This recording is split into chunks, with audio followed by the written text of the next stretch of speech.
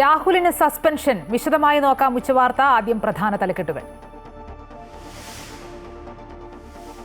Rahul Mamkootathil MLA സ്ഥാനം രാജിവെക്കില്ല. നടപടി പ്രാഥമിക അംഗത്വ സസ്പെൻഷനിൽ ഒതുക്കി കോൺഗ്രസ്. ഒന്നിച്ചെടുത്ത തീരുമാനമെന്ന് സണ്ണി ജോസഫും പ്രതിപക്ഷ നേതാവും. രാഹുലിനോട് അവധിയിൽ പോകാൻ നിർദ്ദേശം.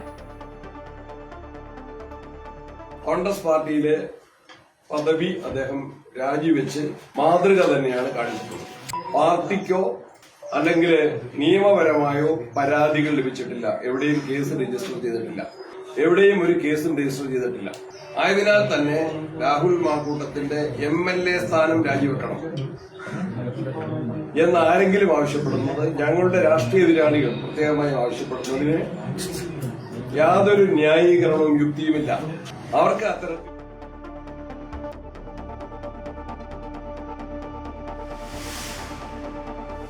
രാഹുലിന്റെ രാജി ആവശ്യമുയർത്തി പ്രതിഷേധവുമായി മുന്നോട്ടു പോകുമെന്ന് CPM-ഉം BJP-യും. രാജി ആവശ്യപ്പെടാൻ CPM-നും BJP-ക്കും എന്ത് ധാർമ്മികതയെന്ന് സണ്ണി ജോസഫ്. രാജി ആവശ്യപ്പെട്ട ഉമാ തോമസിനെതിരെ ഉണ്ടായ സൈബർ ആക്രമണത്തിൽ കോൺഗ്രസ് നേതൃത്വത്തിന് അതൃപ്തി.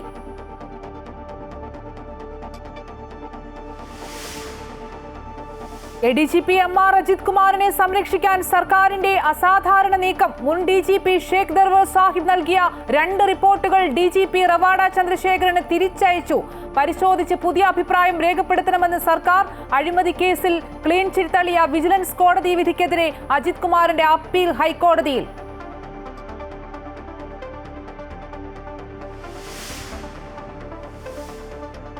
കാസർഗോഡ് വീട്ടിലുറങ്ങിക്കിടന്ന 10 വയസ്സുകാരിയെ തട്ടിക്കൊണ്ടുപോയി പീഡിപ്പിച്ച കേസിൽ പ്രതിക്ക് ഇരട്ട ജീവപര്യന്തം. 2 ലക്ഷം രൂപ പിഴയും വിധിച്ചു. കോഴിക്കോട് രാമനാട്ടുകരയിൽ അന്യസംസ്ഥാന ബാലികയെ മദ്യം നൽകി പീഡിപ്പിച്ച ആൾ പിടിയിൽ.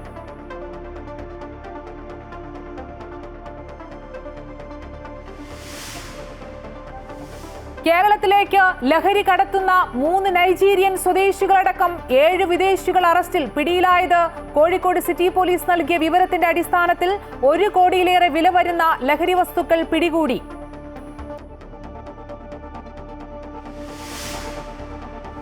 കണ്ണൂർ കല്യാട്ടെ കവർ ചെയ്യും യുവതിയുടെ കൊലപാതകവും കൃത്യമായ ആസൂത്രണത്തോടെയെന്ന് പോലീസ്. നടന്നത് ക്രൂര കൊലപാതകം. വായിൽ സ്ഫോടക വസ്തു തിരികെ പൊട്ടിച്ചത് അപകടമെന്ന് വരുത്തി തീർക്കാൻ.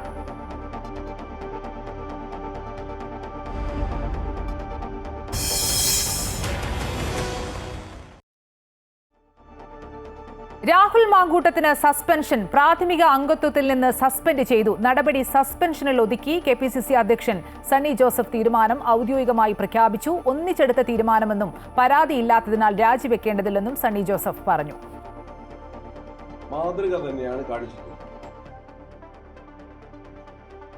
തുടർ നടപടികൾ സംബന്ധിച്ച് കോൺഗ്രസ് നേതൃത്വം, പ്രതിപക്ഷ നേതാവും ഞാനും ഇന്നലെയും ഇന്നുമായിട്ട് കേരളത്തിലെ മുതിർന്ന കോൺഗ്രസ് നേതാക്കന്മാർ, കേരളത്തിൽ നിന്നുള്ള വർക്കിംഗ് കമ്മിറ്റി അംഗങ്ങൾ, KPCCയുടെ മുൻ പ്രസിഡന്റുമാർ, വർക്കിംഗ് പ്രസിഡന്റുമാർ, UDF കൺവീനർ ഉൾപ്പെടെയുള്ള മുതിർന്ന നേതാക്കന്മാരുമായിട്ട് ഞങ്ങൾ ആശയവിനിമയം നടത്തി. ഞങ്ങൾക്ക് ഇതുവരെയും പാർട്ടിക്കോ അല്ലെങ്കിൽ നിയമപരമായോ പരാതികൾ ലഭിച്ചിട്ടില്ല. എവിടെയും കേസ് രജിസ്റ്റർ ചെയ്തിട്ടില്ല. യാതൊരു പരാതിയും പാർട്ടിക്ക് ലഭിച്ചിട്ടില്ല. എവിടെയും ഒരു കേസും രജിസ്റ്റർ ചെയ്തിട്ടില്ല.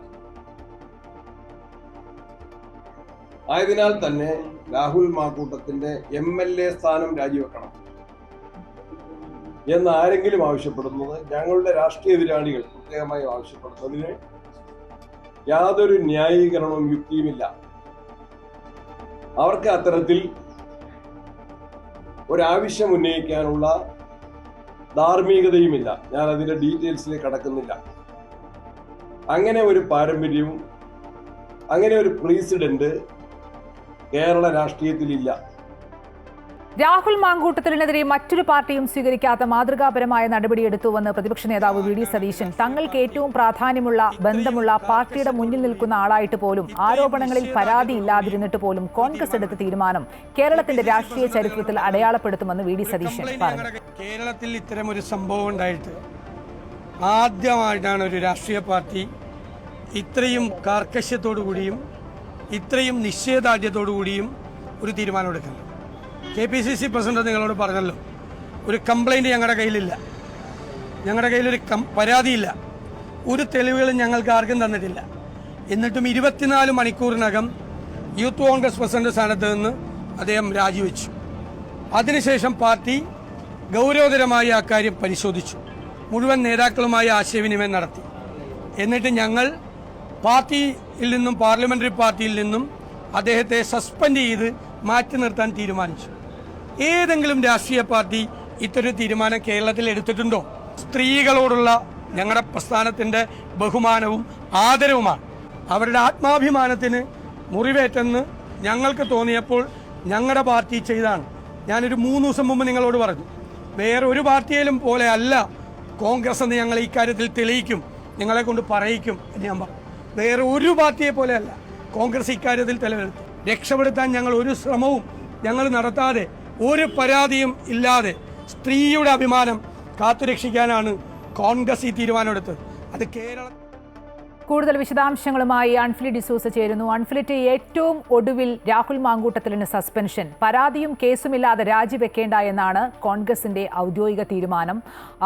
രാഹുൽ മാങ്കൂട്ടത്തിനെതിരെ ഉയർന്ന ആരോപണങ്ങൾ, വിവാദങ്ങൾ, രാഹുൽ പാർട്ടിയിലുണ്ടാക്കിയ പ്രതിസന്ധിക്കൊക്കെ പരിഹാരമായോ ഈ സസ്പെൻഷനിലൂടെ?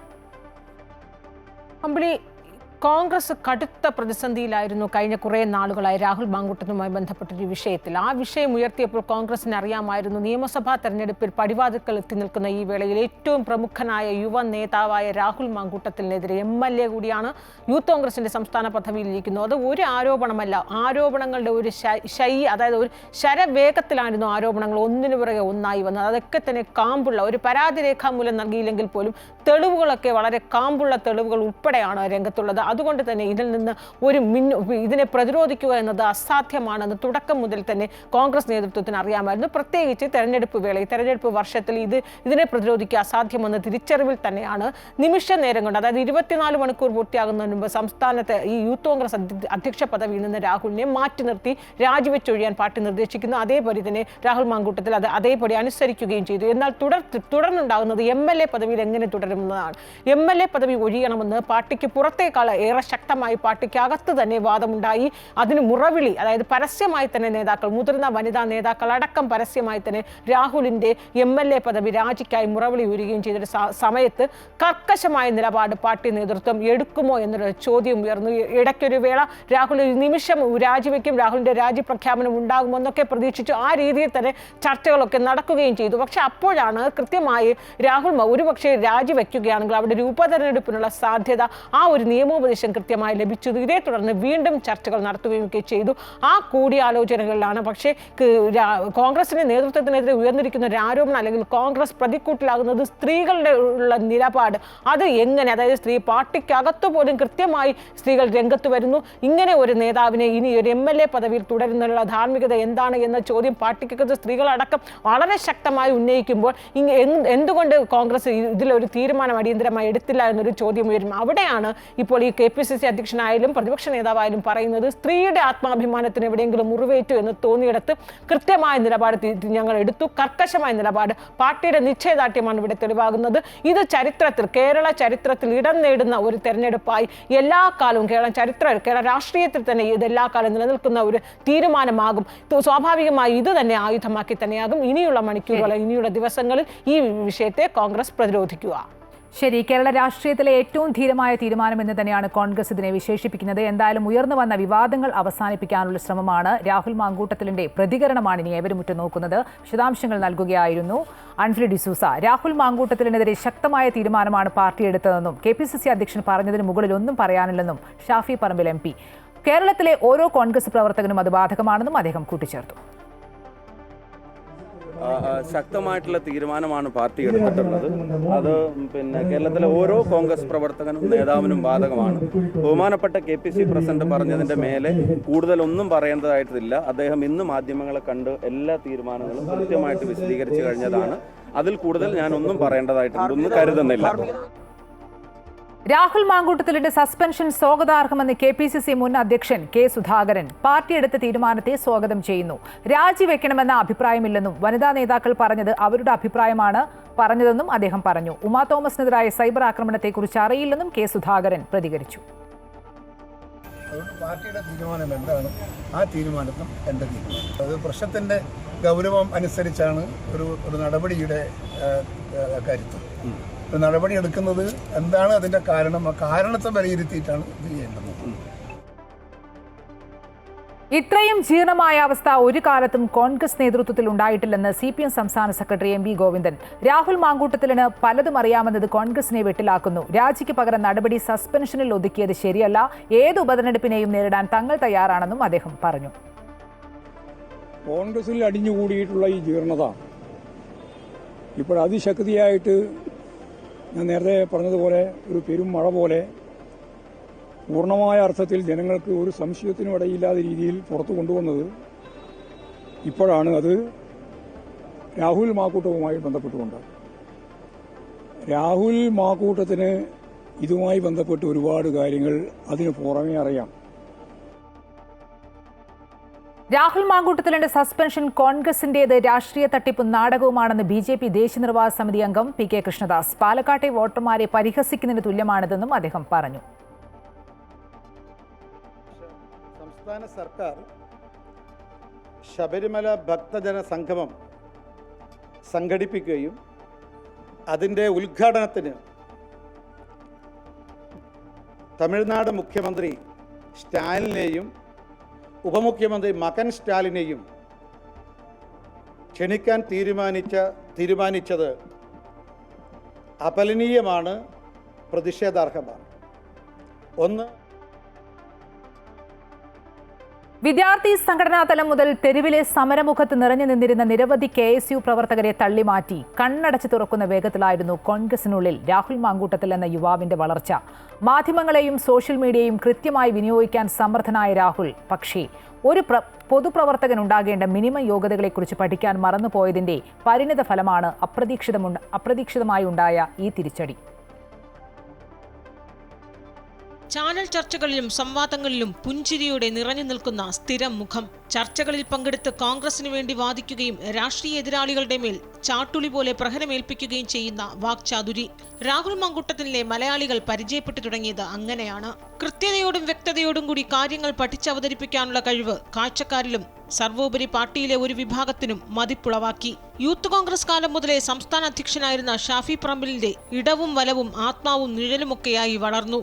പ്രവർത്തന മേഖല യൂത്ത് കോൺഗ്രസ് ആണെങ്കിലും പകൽ മുഴുവൻ നീണ്ടു നിൽക്കുന്ന സമരമുഖങ്ങളിലൊന്നും തപ്പിയാൽ പോലും കാണാത്ത യുവനേതാവ് വൈകിട്ട് 7 മണിക്ക് ശേഷം സകല ചാനലുകളിലും പാർട്ടിക്ക് വേണ്ടി അധ്വാനിക്കുന്നതിനോട് ഒരു വിഭാഗം മുതിർന്ന നേതാക്കൾക്ക് പണ്ടേ കടുത്ത അസംതൃപ്തി ഉണ്ടായിരുന്നു. പക്ഷേ പ്രതിപക്ഷ നേതാവായി മാറിയ VD സതീശൻ രണ്ടാം തലമുറയിൽ പാർട്ടി പ്രതീക്ഷയോടെ ഉറ്റുനോക്കുന്ന ഷാഫി പറമ്പിലിനെ ചേർത്ത് നിർത്തിയപ്പോൾ ഒപ്പം ചേക്കേറിയ രാഹുൽ മാങ്കൂട്ടത്തിലിന് പിന്നെ തിരിഞ്ഞു നോക്കേണ്ടി വന്നില്ല.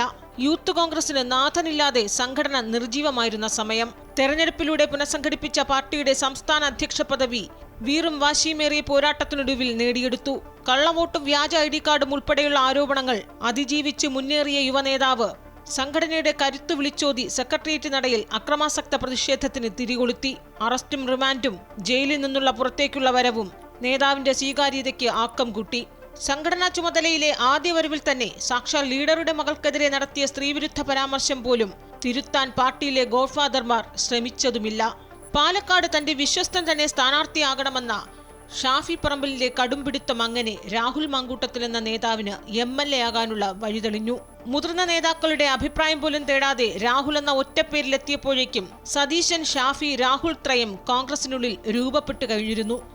ശക്തമായ ത്രികോണ മത്സരത്തിനൊടുവിൽ മികച്ച ഭൂരിപക്ഷത്തോടെയുള്ള വിജയം MLA ആയ യുവനേതാവിന് കൂടുതൽ കരുത്തും തലയെടുപ്പും നൽകി. യൂത്ത് കോൺഗ്രസിനുള്ളിൽ ചോദ്യം ചെയ്യപ്പെടാനാകാത്ത നേതാവായ രാഹുലിന്റെ ധാർഷ്ട്യം പലപ്പോഴും മറനീക്കി പുറത്തുവരുന്നതും കണ്ടു. വീണ്ടും ഒരു പെട്ടിപരിശോധന ഉണ്ടായപ്പോൾ പോലീസിനോട് തട്ടിക്കയറിയ നേതാവിന്റെ ശരീരഭാഷ കണ്ട് സോഷ്യൽ മീഡിയയിലെ ആരാധകർ പോലും അമ്പരന്നു. എതിർചേരിയിലെ മുതിർന്ന നേതാക്കളെ പേരെടുത്തു പറഞ്ഞ് സഭയ്ക്കകത്തും പുറത്തും അതിരൂക്ഷമായി കടന്നാക്രമിക്കുന്ന നേതാവ് ഒടുവിൽ സ്വന്തം ചേരിയിലെ മുതിർന്ന നേതാക്കളുടെ പക്വതയെയും നിലപാടിനെയും പരസ്യമായി ചോദ്യം ചെയ്യാൻ തുടങ്ങി. എന്തുണ്ടായാലും തന്നെ തൊടാൻ ആർക്കുമാകില്ല എന്ന തൻ പ്രമാണിത്വം ഒടുവിൽ ഒരു ചീട്ടുകൊട്ടാരം പോലെ തകർന്നടിയുകയാണ്. കുഞ്ഞനിയനെ പോലെയാണ് എന്ന് പലയാവർത്തി പറഞ്ഞിരുന്ന പ്രതിപക്ഷ നേതാവ് തന്നെ ആദ്യം വാളെടുക്കുകയും തണൽമരമായിരുന്ന ഷാഫി പറമ്പിൽ കൊടുങ്കാറ്റിൽ ആടിയുലയുകയും ചെയ്തതോടെ നിലയില്ലാ കയത്തിൽ അകപ്പെട്ട രാഹുൽ മാങ്കൂട്ടത്തിൽ ഒടുവിൽ അടിയറവ് പറയുകയാണ്. അമൃത ന്യൂസ്, തിരുവനന്തപുരം. രാഹുൽ മാങ്കൂട്ടത്തിൽ മാധ്യമങ്ങളെ കണ്ടേക്കും. കൂടുതൽ വിവരങ്ങളുമായി രാഹുൽ മാങ്കൂട്ടത്തിലിന്റെ വീട്ടിൽ നിന്ന് സുധീഷ് ചേരുന്നുണ്ട്. സുധീഷ്, സസ്പെൻഷനിലായ രാഹുൽ മാങ്കൂട്ടത്തിൽ ഇനി എന്ത് പറയുമെന്നാണ് രാഷ്ട്രീയ കേരളം ഉറ്റുനോക്കുന്നത്?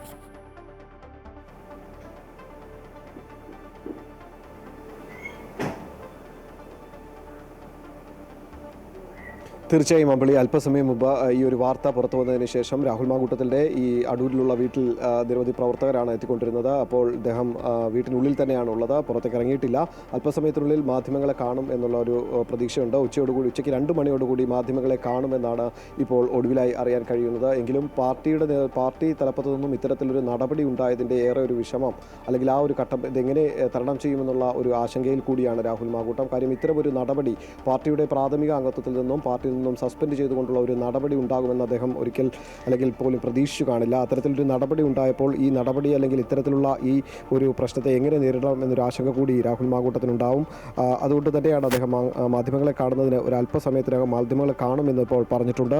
MLA സ്ഥാനം രാജിവെക്കുക എന്നുള്ള തരത്തിലുള്ള ആക്ഷേപങ്ങൾ അല്ലെങ്കിൽ അത്തരത്തിലുള്ള ആശങ്കകൾ നേരത്തെ ഉയർന്നിരുന്നു. പക്ഷേ ആ ആശങ്കകൾക്കൊക്കെ വിരാമം ഇട്ടുകൊണ്ട് MLA സ്ഥാനം രാജിവെക്കില്ല എന്ന തരത്തിൽ രാവിലെ മുതൽ തന്നെ അദ്ദേഹവുമായി ഏറ്റവും അടുപ്പമുള്ള വൃത്തങ്ങൾ ഈ വിവരങ്ങൾ സൂചിപ്പിച്ചിരുന്നു. അതുകൊണ്ട് തന്നെ MLA സ്ഥാനം രാജിവെക്കാതെ മറ്റൊരു ഏതെങ്കിലും നടപടികളിലേക്കായിരിക്കും പാർട്ടി കടക്കുക എന്നുള്ള തരത്തിലുള്ള നിർദ്ദേശങ്ങളും ആശങ്കകളും ഒക്കെ തന്നെ പാർട്ടി പ്രവർത്തകരുടെ ഭാഗത്തു നിന്നും ഉയർന്നിരുന്നു. അതുകൊണ്ട് തന്നെ ആ ഒരു തരത്തിലുള്ള ഒരു നടപടിയാണ് പിന്നീട് ഉണ്ടായിരിക്കുന്നത്.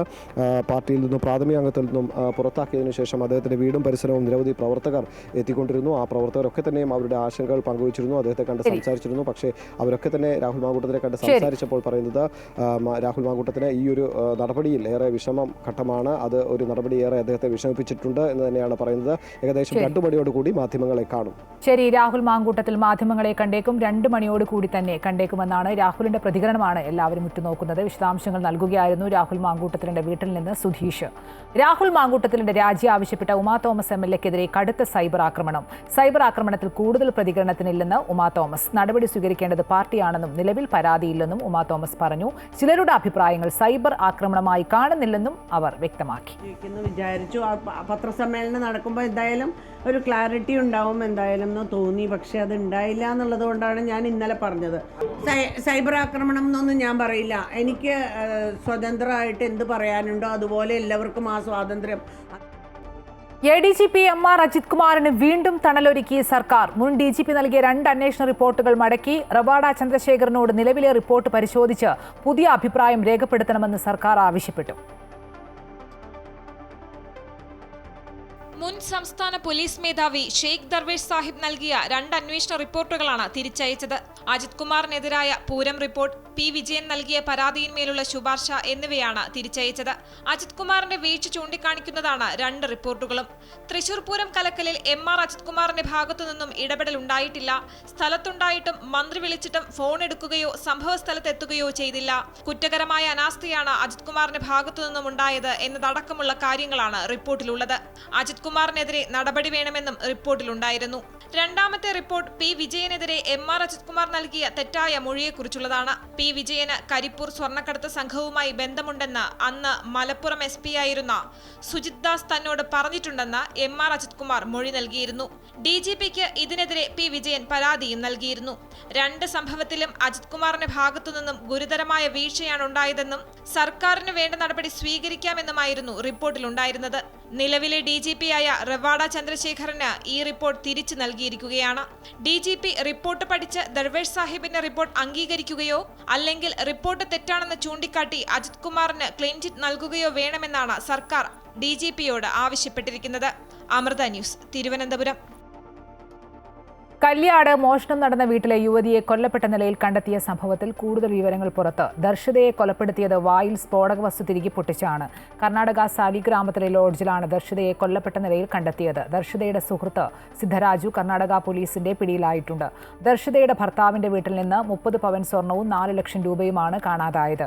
സ്വർണവും പണവും നഷ്ടപ്പെട്ട ദിവസമാണ് ദർശിത വീട് പൂട്ടി കർണാടകയിലേക്ക് പോയത്.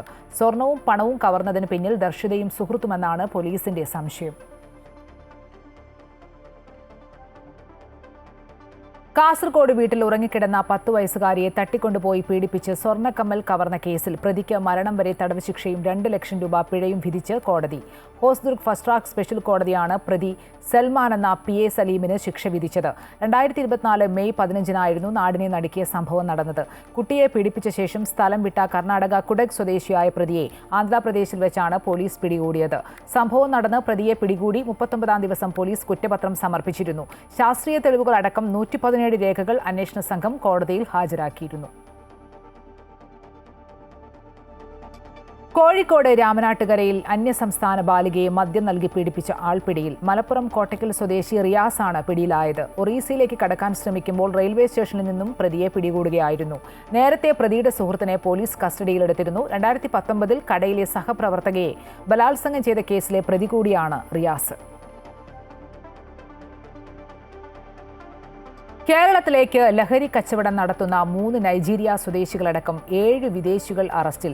കോഴിക്കോട് സിറ്റി പോലീസ് നൽകിയ വിവരത്തിന്റെ അടിസ്ഥാനത്തിൽ ഹരിയാനയിലെ ഗുരുഗ്രാമിൽ നിന്നാണ് പോലീസ് പ്രതികളെ പിടികൂടിയത്. 1 കോടിയിലേറെ വില വരുന്ന ലഹരി വസ്തുക്കളാണ് ഇവരിൽ നിന്ന് പിടികൂടിയത്. 2025 ഫെബ്രുവരി 16-ന് 778 ഗ്രാം MDMA-യുമായി പിടികൂടിയ മലപ്പുറം സ്വദേശി സിറാജിൽ നിന്നാണ് നൈജീരിയൻ സംഘത്തെക്കുറിച്ച് പോലീസിന് വിവരം ലഭിച്ചത്. തെരുവുനായ ആക്രമണം 4 വയസ്സുകാരിക്കടക്കം 3 പേർക്ക് കടിയേറ്റു. മംഗലപുരം പാട്ടത്തിൽക്കരയിൽ നിന്ന് ഇന്ന് രാവിലെ 9 മണിയോടെയാണ് സംഭവം. വീട്ടുമുറ്റത്ത് നിന്ന 4 വയസ്സുകാരി ദക്ഷിണയെയും കുട്ടിയുടെ അപ്പൂപ്പനായ ബാബു പിള്ളയെയും തെരുവുനായ ആക്രമിച്ചു. കുട്ടിയുടെ മുഖത്തും തലയിലും കൈയിലും കടിയേറ്റു. അടുത്തുള്ള ക്ഷേത്രത്തിന് സമീപത്ത് വെച്ച് രാജേഷ് എന്നയാളും നായയുടെ ആക്രമണത്തിന് ഇരയായി. 3 പേരെയും മെഡിക്കൽ കോളേജ് ആശുപത്രിയിൽ പ്രവേശിപ്പിച്ചു. ഇടുക്കി പീരുമേട്ടിലെ ഹെലിബറിയ തേയിലത്തോട്ടം അടച്ചതോടെ തൊഴിലാളികൾ ദുരിതത്തിൽ. 3 മാസത്തിലധികമായി ശമ്പളം പോലും നൽകാതെയാണ് ഉടമകൾ തോട്ടം അടച്ചിട്ടത്.